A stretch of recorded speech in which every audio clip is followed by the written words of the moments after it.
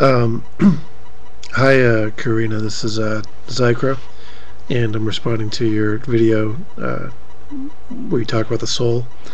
And I listened to a lot of your videos today. I have a job where I can use half my brain, and I kind of listen to YouTube. And so then I came home to see this video because I know you posted the question. You'd written it down, but I had to read it, so I just read it. And your question is, if a human being possesses a soul, why then does that human being act differently when their brain is impaired? And that's a good question. The reason that the human being can be impaired if their brain is damaged is because the mind and the body are that this is our vehicle for life in the physical world. So just because somebody has a mental illness, for example, it doesn't mean that he or she does not possess a soul. It just means that that person is not going to be able to function as he or she could if their mind was in perfect health. It's just like saying that if someone lost their left arm, that he or she isn't soulless just because they have a physical injury. Well, if somebody had a serious injury to their frontal lobe, they might not be able to have, say, for example, impulse control. They might lose their temperance. I mean, I'm sure you've read about people who've had those types of injuries, and just because somebody has Alzheimer's doesn't mean that they've lost their soul. They just have lost their ability to recall and present information. And in fact, we're not 100% sure of what's going on in the mind of an Alzheimer's patient. We only have the accounts given to us by people who are going into Alzheimer's, and I think that you've probably exhibited some signs of Alzheimer's, as have I, and that's when you're trying to think of a word for an object that you know the word of, but you're having a mental block. I mean, your personality has not vaporized, and you know what you're trying to recall. However, you're not able to bring up the word for it, or possibly even recognize. You're not able to make the connections. Now, somebody who has Tourette syndrome and they have a tic, or they have difficulty restraining themselves from saying offensive things, that person still has a soul. It's just that they have a mental disorder that actually they can work on. Some people are able to make a lot of improvement by concentrating on it, which kind of comes around to the point that human beings are the only animals that seem to seek self-improvement. A human being is mind, body, and spirit.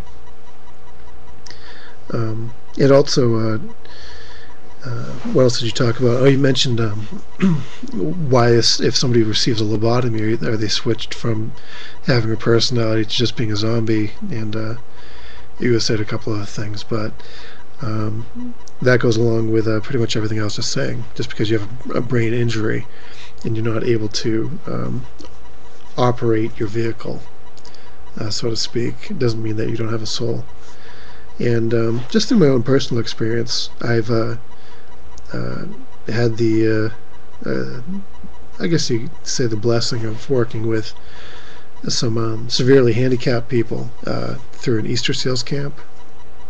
And one guy in particular, well, they had a range of disabilities, but one guy I worked with, he was never diagnosed, and he had these. They never were able to give him a name for his diagnosis, like, oh, he's got Lou Gehrig's disease or anything. He was simply born like this. Okay, and his condition is, I'll kind of describe it. He could move his left arm a little bit, but it was just like a baby trying to move, an infant trying to move its arm. It just flopped. I mean, he could barely, he could move it on command, but he couldn't do anything with it. And also, so I mean, he could move his body, but it was just jerks. He really couldn't even control where his eyes went. I mean, his eyes would go like this, and his eyelids would flutter just when the eyes were irritated, just out of reaction and things of that nature with him. But there was something. I mean, he had no ability to communicate to the outside world at all. Nothing. I mean, the only sounds he made accidentally or when he was coughing.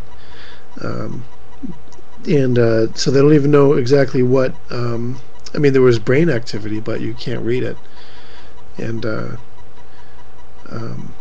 no one exactly knew what his problem was. I know that the guy has a soul just from spending time with him. And my grandparents, my great-grandma passed away. She had Alzheimer's for 8 years, and she really regressed to her childhood. I mean, at the end, the only thing she could say to anybody, and the only thing that she did say to anybody, was just "I love you." And even though she couldn't recognize anybody or anything of that nature, that same spirit that you always think of, the same impression that you always think of when I think of my great-grandma, was still there. And the same with my other grandma. I mean, she had no ability to speak at the end, but there was something there. And those are the people that I've been able to witness who passed away in a peaceful way, you could say.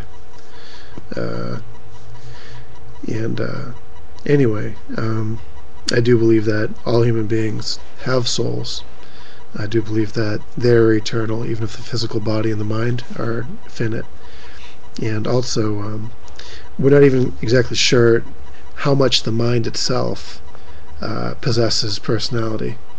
Look up on YouTube. It's about heart transplant patients who take on new identities when they receive the heart from a donor. They take on the donor's, even sometimes their memories, not just the donor's personalities.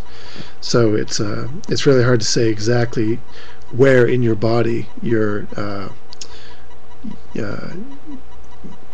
I mean, the personality isn't 100% contained within the mind itself. I mean, it's spread around through the mind and the heart, and probably up and down your spine, the cerebral cortex, and even in the muscles and nerves of your body from the repetitions that you do all day and whatever's programmed into there. And I'm rambling. I'm completely rambling. Forget the last 30 seconds. I'm really tired, and I watch YouTube a little bit before bed and then crash out. So a lot of my stuff is incoherent. Anyway, I appreciate your videos, and please keep up the good work. Peace from New Hampshire.